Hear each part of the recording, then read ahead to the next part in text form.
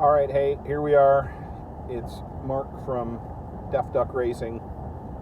It's November 29th. I'm giving a little video on my rotator cuff recovery. Just kind of wanted to put it out there, and I've seen a handful of videos that other people have done, and quite a few of those have helped me through this first couple weeks. So my surgery was November 15th. Just 2 weeks ago. I just finished up at my 2-week follow-up with my orthopedic surgeon. September 29th, I was involved in a little mini bike accident at a flat track race here in the Tampa Bay area, where I had a direct impact right on my right shoulder, and just one clean smash tore the main rotator muscle, that rotator cuff muscle, off, and then partially tore the tendon that goes across the front. My pain level at that point was pretty minimal. I was doing the T-Rex arm, went and saw my primary care, went and saw my orthopedic. They both said, yep, you got the telltale signs of tearing a rotator cuff. MRI confirmed it.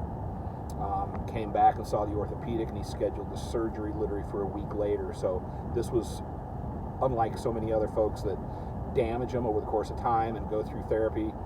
Mine was an instant, impact right on my shoulder.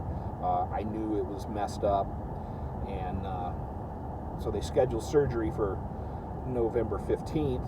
It was kind of a long day. It was up at 5. I live about 45-50 minutes away from the surgery center where my doctor works out of. Was there at the surgery center by 6:30, prepped, got all ready to go for surgery, into surgery by 9:15. I think it was about an hour and a half to 2 hour surgery, and then I was back home that Friday afternoon by about 2 o'clock. Now, I'm going to be honest, that weekend was brutal. It literally felt like a train ran me over. So Friday, Saturday, Sunday, it was sleeping on and off, absolutely relying on the pain pills every 4 hours at that point. Pain pills, ice pack, sleeping, an hour, and it was definitely a mental game. It's definitely a necessity to have a family member, a loved one, someone there with you the first 24 hours. Let alone just the comfort factor of having somebody there, because here you go from being totally independent to, man, you almost need help getting up out of the recliner chair. That's the next thing. Sleeping is absolutely 100% change from what you were doing before. Having to sleep upright, literally, this is how I was sleeping for almost 2 weeks. Just a couple days ago, I was able to configure a pillow complement to where I was back horizontal in bed. A couple pillows. Now, this took a long time. I slept for a strong week and a half, longer than that, in the easy chair, in the recliner, drinking water constantly, rotating. I know that there's a bunch of folks that have used some cold therapy machines, things that circulate cold water through a big pack that just rests on your shoulder.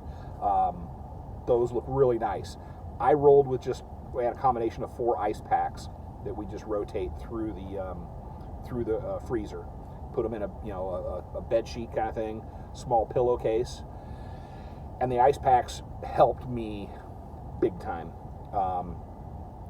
The first few days, I definitely was a necessity to be on the pain pills, but I didn't personally want to be on those longer than I had. I've had an issue 5 or 6 years ago where I destroyed my right wrist, and same way, I was home for less than 18 hours after having surgery, and I was done with the pain pills. One thing that my doctor did for me that I didn't even realize is when I got the prescriptions all filled, there was a stool softener. So I was popping the stool softeners every, twice a day, I believe. And so at about, I think it was early Sunday morning, I said, nope, that's my last pain pill. I'm feeling better.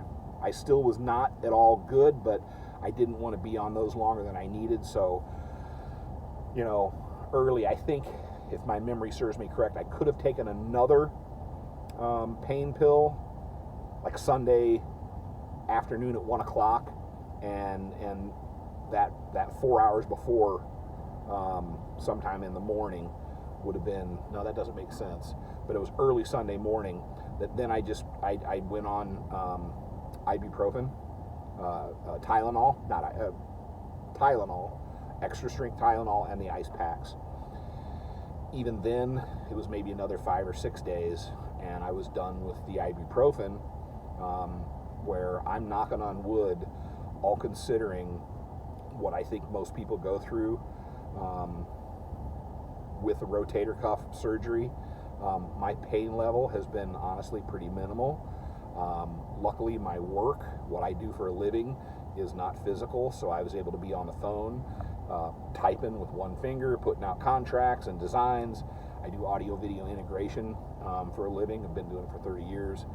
And I also prepped before I knew surgery was to get a bunch of contracts and a bunch of proposals out there, so that I knew that when that first week where, I had anesthesia fog and the whole bit, and I still have a little of that happening, but that the ice packs, having that family support there, having a good, comfortable recliner that's easy to get up in and about, and also, I think the video is backwards, but my dominant hand is my left. So my right hand that I screwed up isn't my dominant hand. So that was another blessing in disguise for me. I think my surgeon did an extremely awesome job. I don't think I was in there but about 2 hours. And I've got pictures of them from when they, during surgery. I'll add into this video. But the ice packs, the family support, those first few days, getting through the mental game was big. Getting your independence back. The day of surgery, try and track down a which is a hard thing to do, a button down, comfortable oversized shirt. I ended up using I had, just some of my linen, dress collared shirts that I literally wore for the first few days. Now I'm able to put a t-shirt on. It definitely takes 5 times as long to get into clothes right now. But that first week, it was literally, a button-down shirt and comfortable shorts, no socks. And, the first couple times I showered, I definitely needed some assistance from my wife. But after the main packing came off of my shoulder, I was able to get in there and scrub my hair, with one hand. But, taking it easy, keeping the remote near me, keeping my phone near me. I wasn't on social media very much at all that first week. I had no desire. I was, concentrating on getting myself feeling better. But here, 2 weeks into it, things are going definitely a lot better. I got the stitches out today. I got the okay to start doing some assisted moving, forward to a 90 and out about 30 degrees to a 90. I'll see my doctor here in about another 3 weeks. And probably after that, start the full-blown physical therapy. But, day of the surgery, take a nice shower before, come in comfortable clothes, have that loved one or family member drive you to and from your, the surgeon is not going to let you take a cab or anything like that, but just having somebody there with you for that first 24 hours is going to be a huge help. Finding the cold therapy, whether it's ice packs, and then just constantly drinking lots of fluids and trying to stay as positive as you can. My biggest struggle throughout this whole thing has been sleeping. I'm not a guy that sleeps on his back.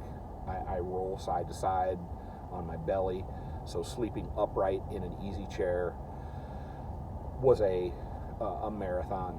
It was literally, for the first week and a half, sleep in an hour. I'd be up for 15, 20 minutes, half hour, sleep in an hour, maybe 2 hours, I don't know, but it was just horrible. And that first weekend was definitely the milestone to get over. It was brutal.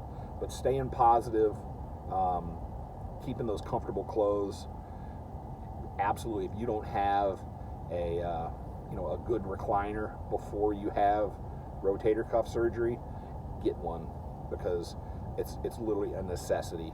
The necessity things: family member, ice packs, cold therapy of some sort, loose fitting clothes, a bunch of pillows, and a nice easy chair.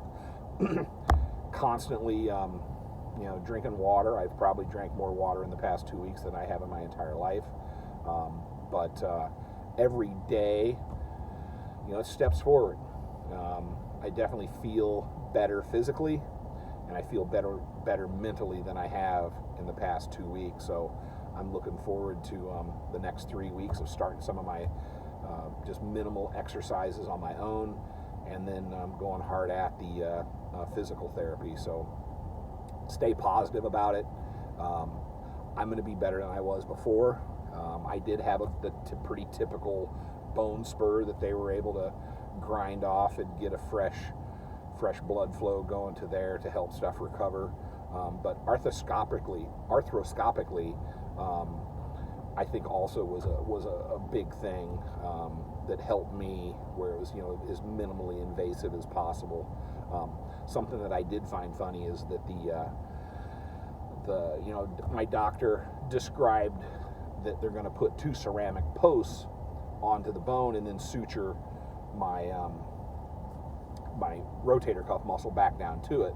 Well, in the audio video industry that I work in, we're always installing stuff into drywall and stuff, and these little posts that they put, because I watched some live videos, not live, but recorded videos of other people having the surgery, they literally look like these zip-it anchor or easy anchors that we put into drywall, but all it is a sterile ceramic post that has the sutures already into it. I kind of found that to be kind of interesting and funny. So again, it's Mark from Deaf Duck Racing.